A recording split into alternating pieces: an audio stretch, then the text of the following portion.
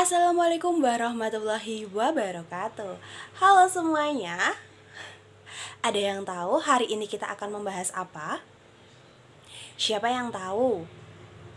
Oke, Ibu kasih tahu ya. Hari ini kita akan membahas mengenai materi teks hikayat.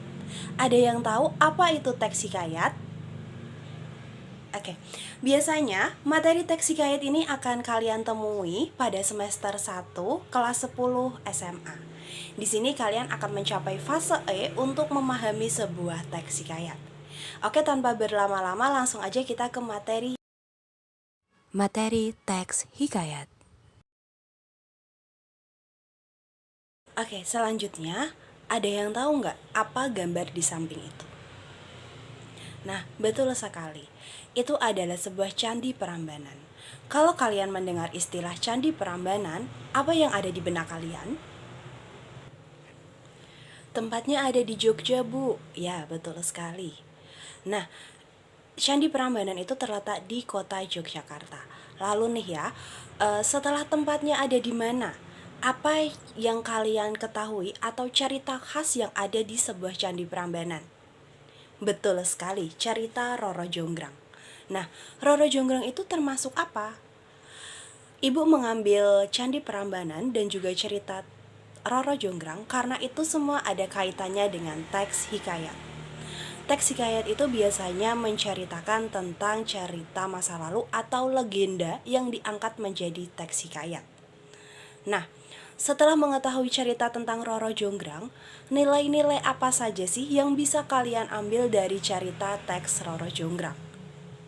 Betul sekali, ada nilai kerja keras, terus juga amanatnya juga banyak sekali, terus juga nilai yang tentang sosial bahwasanya kita tidak boleh menghindari janji, itu juga termasuk ke dalam nilai yang terdapat pada Roro Jonggrang. Kali ini kita akan membahas mengenai pengertian hikayat.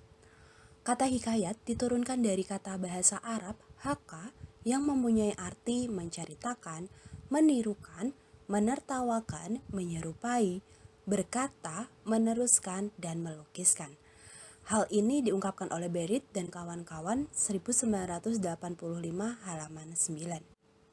Menurut KBBI, hikayat ialah karya sastra lama Melayu berbentuk prosa yang berisi cerita, undang-undang, dan silsilah bersifat rekaan, keagamaan, historis, biografis, atau gabungan sifat-sifat itu.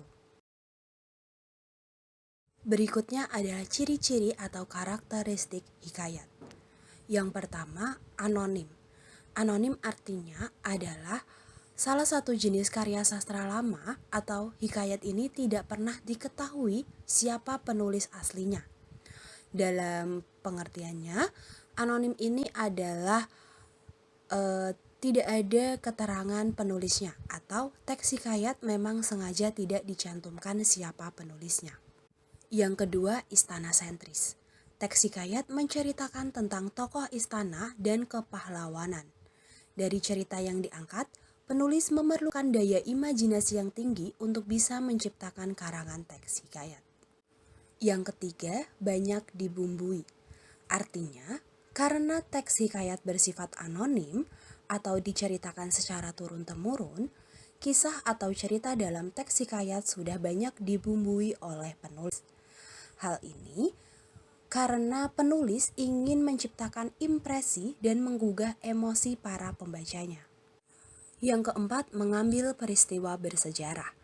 Teks hikayat memang bisa dituliskan berdasarkan fiksi yang imajinatif. Namun, teks hikayat juga bisa dituliskan dengan merujuk pada peristiwa sejarah yang benar-benar terjadi. Kelima adalah unsur kemustahilan. Isi cerita pada teks hikayat mengandung unsur kemustahilan yang tidak logis atau tidak bisa dinalar dengan akal sehat. Ciri yang keenam, kesaktian dan kehebatan tokoh.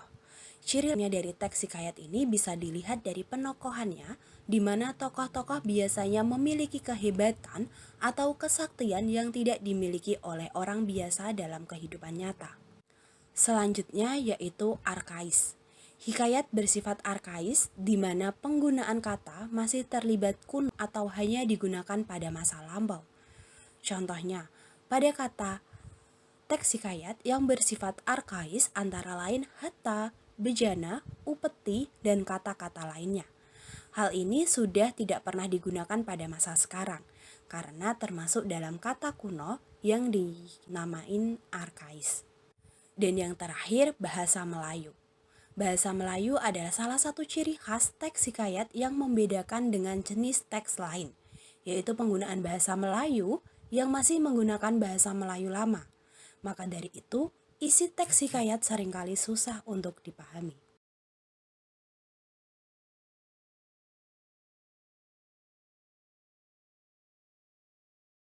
Berikutnya kita akan membahas mengenai struktur teks hikayat. Nah, dalam pembuatan sebuah teks, pastinya kita harus mengetahui strukturnya terlebih dahulu. Setelah kita mengetahui struktur, baru kita bisa menuangkan ide-ide yang bisa kita buat dalam teks tersebut. Dalam teks hikayat, ada 6 struktur yang akan kalian gunakan. Yang pertama yaitu abstraksi. Abstraksi ini berkaitan dengan inti cerita atau gambaran secara umum cerita itu. Nah, dari gambaran tersebut akan diplotingkan menjadi beberapa peristiwa. Itu yang disebut dengan abstraksi. Nah, selanjutnya ada orientasi. Orientasi ini akan berkaitan dengan latar, yaitu setting waktu, setting tempat, dan juga setting suasana. Ketiga hal ini akan membuat cerita lebih menarik. Yang ketiga ada komplikasi. Di dalam komplikasi ini akan menceritakan inti atau puncak masalah dalam cerita tersebut. Watak dan juga penokohan dari setiap tokoh yang ada di cerita tersebut akan dimunculkan di dalam komplikasi. Setelah adanya komplikasi, berikutnya kita akan menganjak ke evaluasi. Nah, apa itu evaluasi? Evaluasi ini biasanya berkaitan dengan proses peredaan masalah yang terjadi di dalam komplikasi. Jadi, masalah yang sudah ditimbulkan di komplikasi akan mulai diredakan atau mulai diproses penyelesaiannya di dalam evaluasi. Yang kelima adalah resolusi. Pada bagian resolusi ini akan adanya solusi dari permasalahan yang telah diciptakan oleh penulis.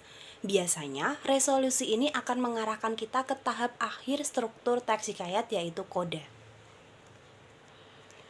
Di dalam koda tersendiri, ini akan berisi amanat atau pesan yang ingin disampaikan penulis kepada pembaca. Biasanya, penulis dapat menyimpulkan pesan moral yang dapat dipetik dari. Selanjutnya kita akan membahas mengenai kaidah kebahasaan hikayat. Pada teks hikayat memiliki ciri kaidah kebahasaan yang menjadi ciri khas teks hikayat, yaitu pada teks hikayat seringkali menggunakan konjungsi pada setiap awal kalimat seperti maka, ketika, dan yang lainnya. Pada teks hikayat biasanya juga menggunakan kaidah kebahasaan bahasa Melayu atau bisa disebut dengan bahasa arkais. Arkais tersendiri adalah bahasa yang digunakan pada masa lalu atau berciri kuno. Berikut disajikan tabel perbandingan kata arkais dengan kata populer pada zaman sekarang. Berikutnya kita akan membahas mengenai nilai-nilai yang terkandung dalam teks hikayat. Yang pertama adalah nilai sosial. Nah, nilai sosial ini kita akan mengetahui kehidupan sosial masyarakat yang ada dalam teks hikayat tersebut. Yang kedua adalah nilai religiusitas atau nilai agama.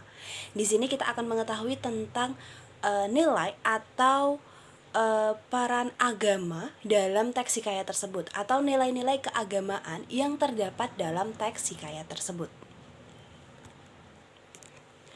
Yang ketiga adalah nilai moral. Nilai moral ini akan berhubungan dengan etika, sopan santun, terus juga mengenai kehidupan bermasyarakatnya, mengenai tokoh-tokoh yang ada di dalam teks hikayat tersebut. Nah, ini semua berhubungan dengan nilai moral yang mencerminkan dari teks hikayat tersebut. Yang keempat adalah nilai budaya. Nilai budaya ini adalah berkaitan dengan kebudayaan apa yang diangkat dalam teks hikayat tersebut. Seperti contoh awal tadi, dijelaskan mengenai cerita Roro Jonggrang, maka dalam cerita Roro Jonggrang tersebut adalah menganut budaya Jawa. yaitu teks tersebut atau cerita tersebut berasal dari Jawa. Yang kelima adalah nilai pendidikan atau edukasi, yaitu berkaitan dengan pendidikan apa sih yang bisa kita peroleh dari cerita tersebut, atau nilai pendidikan ini seperti hal apa yang bisa kita terapkan juga dalam pendidikan sekarang yang bisa kalian ambil dari cerita teks hikayat tersebut. Dan yang terakhir adalah nilai estetika atau keindahan. Biasanya dalam teks hikayat kita akan mendapatkan bumbu-bumbu yang membuat teks hikayat itu semakin menarik oleh pembaca. Nilai keindahan ini juga tercerminkan dari kaidah kebahasaan yang digunakan dalam teks hikayat. Karena dalam teks hikayat biasanya menggunakan bahasa Melayu kuno. Nah, ini akan menyebabkan atau menimbulkan nilai keindahan dari teks hikayat tersebut. Berikut Ibu sajikan beberapa contoh teks hikayat yang bisa kalian lihat dan juga bisa kalian baca. Baik, sekian dulu materi teks hikayat pada video kali ini. Semoga dalam materi ini kalian bisa mengetahui atau kalian bisa memperdalam lagi mengenai materi teks hikayat. Selamat belajar dan sampai bertemu pada pembahasan-pembahasan berikutnya. Wassalamualaikum warahmatullahi wabarakatuh.